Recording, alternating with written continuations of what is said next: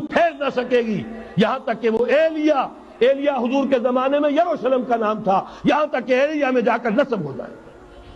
گویا کہ یہ جو ہمارے ہاتھ سے نکلا ہے قبضے سے، پہلے بھی عربوں کے ہاتھوں سے نکلا تھا بیت المقدس، یروشلم، عرب واپس نہیں لے سکے تھے. کرد خون صلاح الدین ایوبی اس نے واپس لیا. عربوں میں دم نہیں رہا تھا، عیاشیوں کی وجہ سے کھوکھلے ہو چکے تھے. میں تجھ کو بتاتا ہوں تقدیر امم کیا ہے، شمشیر و ثنا اول، طاؤس و رباب آخر. یہی وجہ ہے کہ تقریباً 20 صدی کے بعد ان کی حکومت ختم. آشمارا حق بود در خون بارد بر زمین بر زوال ملک مستعصم امیر المومنی. یہ ہوا کہ نہیں ہوا؟ جبکہ آئے ہیں تاتاری ہورڈز، اور جنہوں نے کہ آخری خلیفہ بنو عباس اسے محل میں سے نکالا، ایک کھال کے اندر لپیٹ کر اور اپنے گھوڑوں کے سوؤں تلے کچل دیا. عرب معزول کر دیے گئے تھے، لیکن اب دوبارہ عربوں کو جب سہارا ملا ہے، لیکن اب بھی انہوں نے کہیں اسلام قائم نہیں کیا. کوئی روس کا غلام رہا، کوئی امریکہ کا غلام رہا، کسی نے اس کا ساتھ دیا، کسی نے اس کا ساتھ دیا. تہذیب ہے تو مغربی، تمدن ہے تو مغربی، وضع میں تم ہو نصارہ تو تمدن میں ہنود. یہ مسلمان ہے جنہیں دیکھ کے شرمائے یہود.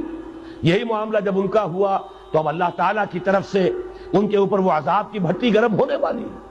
لیکن اس کے بعد پھر یہاں سے جائیں گے وہ جو ان کی مدد کریں گے، اور یہ ایلیا کو واپس لینے والے یہ مشرق سے چلنے والے لشکر ہوں گے.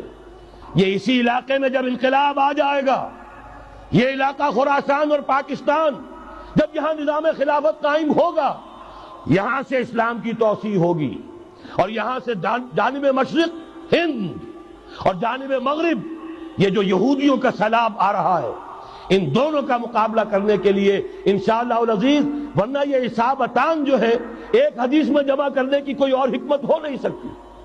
ورنہ تو ہندوستان پہ کئی لشکر آئے ہیں، لیکن یہ کہ در حقیقت اسی وقت جبکہ عالم عرب میں وہ بھٹی دہکے گی، اسی وقت یہاں انقلاب آ چکا ہوگا.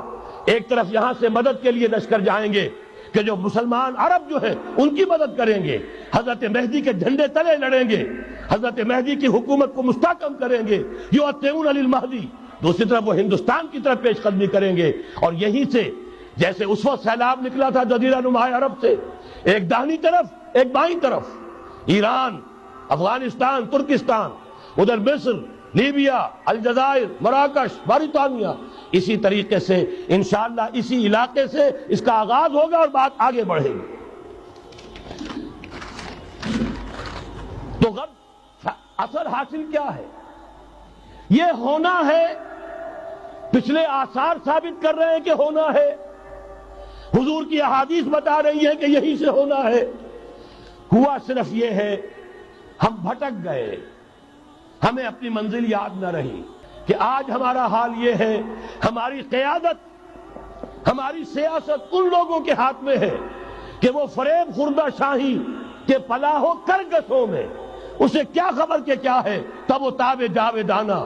ان کی تہذیب مغربی، ان کی ذہنیت مغربی، ان کی وضاقتہ مغربی، ان کا تمدن مغربی، ان کی سوچ مغربی، ان کے سارے اطوار مغربی.